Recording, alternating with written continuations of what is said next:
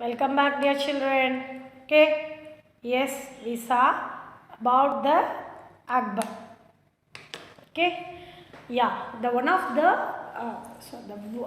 most famous and important ruler of the Mughals. That Akbar was most passionate person in the art and the architecture. He always respected the poets, and he was more interested in person in paintings, and also the one and only person in the one and only ruler in the Mughals that much tolerance in the religions. He abolished a tax, that is GCR tax. Do you know what is called GCR tax? That means in those days, after the Mughal ruling started in the subcontinent, the rulers levied a tax on the Hindu people. What means, if they want to go a pilgrim or to temple, means they want to pay tax. That is called jizya tax. Okay, the Hindu people only wants to pay that tax to the government. The Akbar is the great. He abolished the jizya tax, and he was the one and only person try to bring the good relationship among the people of Hindus and the Muslims, that is Mughal people, Islam people. And he founded a founder of one new religion, that is Deen Ilahi. Okay, Fatehpur Sikri and more palaces built by the Akbar in his period. Okay, children, yes, that is Akbar's. His full name is Abul Fat Jalaluddin Muhammad Akbar. Later we are saying that Akbar the Great. When he was born on 14th October in 1542. And what is the nickname for him? Sahin Shah. That means King of Kings. Okay, children? Yes.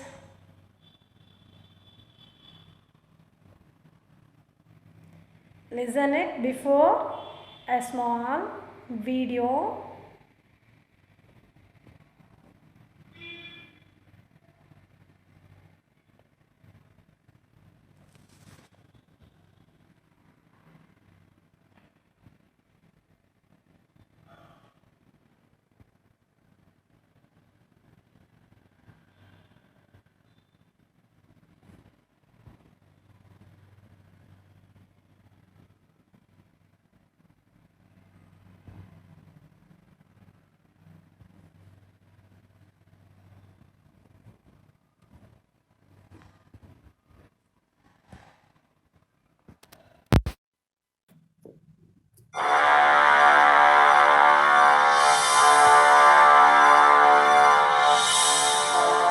Akbar spent his entire childhood learning how to fight and hunt.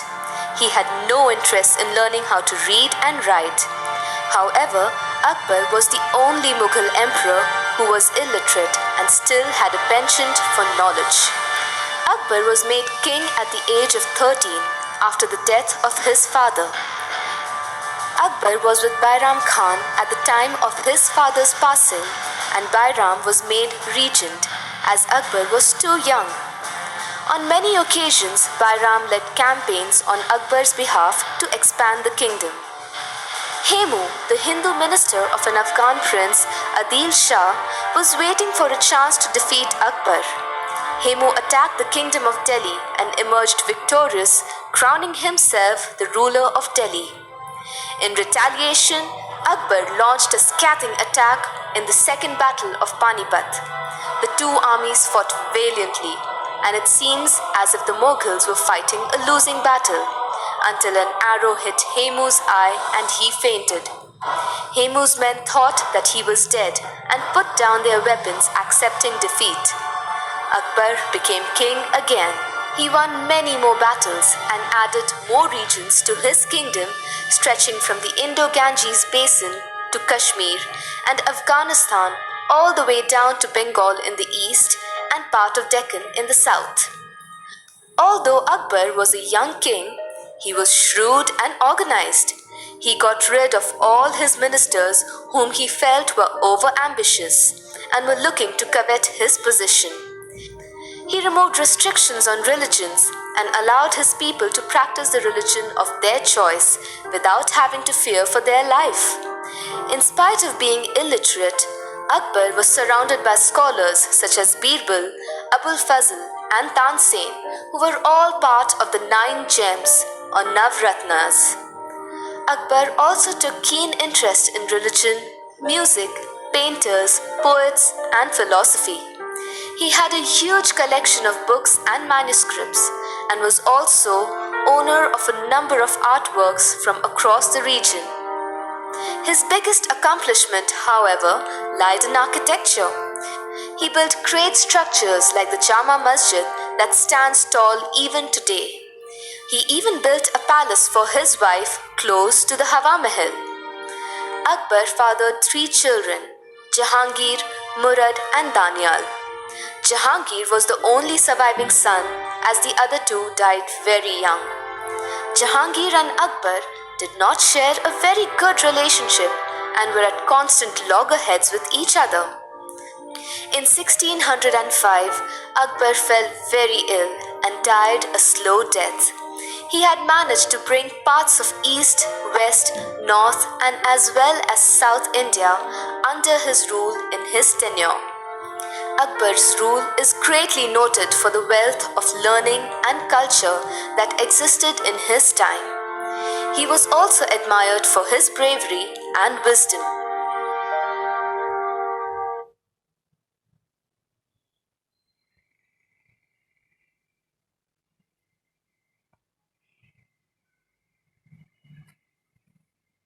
Yes, children.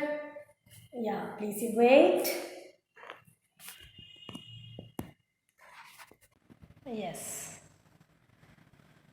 Yes, we saw that animation. It explains about the Akbar's life. Okay. Yeah, Akbar is a illiterate person. Okay. Even though he have lot of scholars with him, Tansen, Abul Fazl, like that. Okay.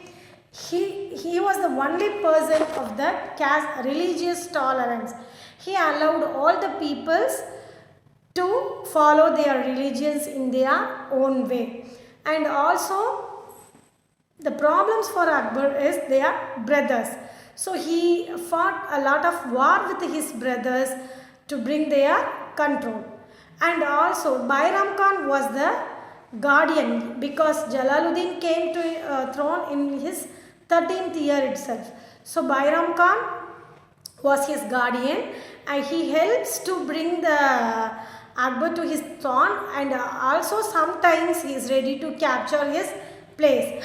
But after some years, Akbar sent Bairam Khan to some other places, that is Mecca they are saying. Here, take your book all of you. Akbar. Here they given that what are the wars fought by the Akbar. Akbar was 13-year-old when he became emperor. His reign can be divided into 3 periods. The first, 1556 to 1570, that is Akbar became independent of the region. Bairam Khan and other members of his domestic staff. Military campaigns were launched against the Suris. Who is called Suris here? The Shergan's clan, Shur dynasty. Afghans against the neighboring kingdoms of Malwa and Gondwana, and to suppress the revolt of half-brother Mirza Hakim. Another one brother also given torture for him, that is Mirza Hakim, and the Uzbeks. So he want to concentrate at this time itself 3 members. Mirza Hakim, his brother, and his Uzbeks is giving issues to the another side, and also the Suris because Shergan's dynasty. Uzbeks in 1568, the Sisodia, this also you will listen, Sisodia capital Rajputs, they also giving problems to Akbar. Sisodiya Rajput, the capital of Chittoor, was seized, and in 1566 Ranthambore. Okay, this many wars they did after he came to the throne.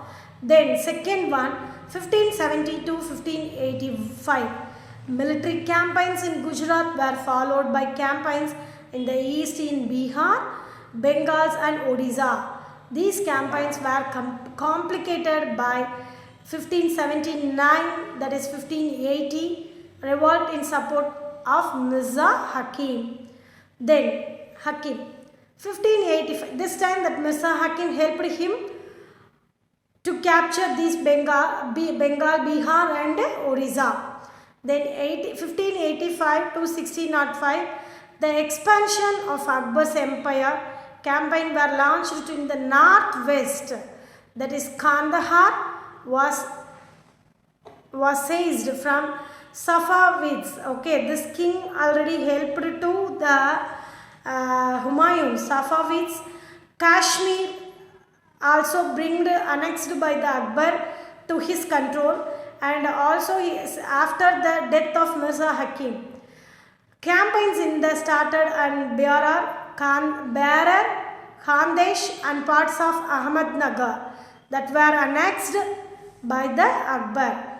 In the last years in his reign, Akbar distracted by the rebellion of Prince Salim, that is Jahangir, the following emperor of the Mughal. Okay children, so at his 40 years of his ruling, he captured both north, south and north, east, west and some parts of south also.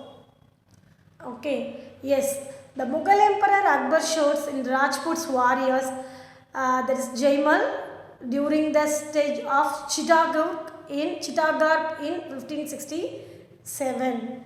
Okay, then Akbar died in 1605. Some sources say Akbar became fatally ill with dysentery. Many architectural masterpieces were built at his time. Agra Fort, Lahore Palaces, Fatehpur Sikri, Buland Darwaza, these places built by the Akbar. Then Jahangir, Nuruddin Muhammad Salim, known his imperial name Jahangir, was born on 13th August 1569, was the fourth Mughal emperor who ruled from 1605 until his death in 1627. Jahangir was the eldest surviving son of Mughal Emperor Akbar and was declared the successor of his father from an early age. Jahangir was married to Shah Begum, a princess from Amber, who killed herself in 1605 out of shame at the rebellion of her son, Prince Khusro. Okay, that is Shah Jahan, Khurram.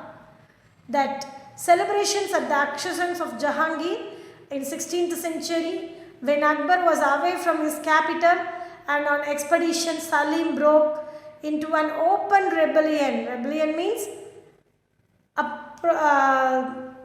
war inside the region, ruling area, and declared himself emperor. Akbar had to hastily return to Agra and restore order. There was a time when Akbar thought of putting his eldest grandson Khusro Mirza on the throne instead of Salim. He think to bring the Khusro as the king instead of Jahangir.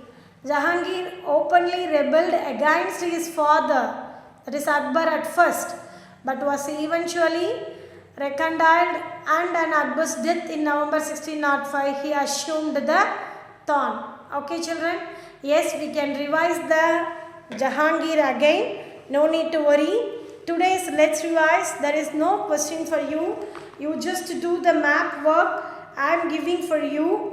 Yes, what means you buy an Indian political map and Indian physical map and mark the area this many times. What are the places you heard ruled by the Mughal people, such was Babur, Humayun and Akbar, and also the Jahangir. You just do the work and send it through the Google Classroom. Okay children? Yes, thank you so much. Just you go through the book, read the Jahangirs once again. I will explain you Jahangir again. No problem. Thank you children. Bye.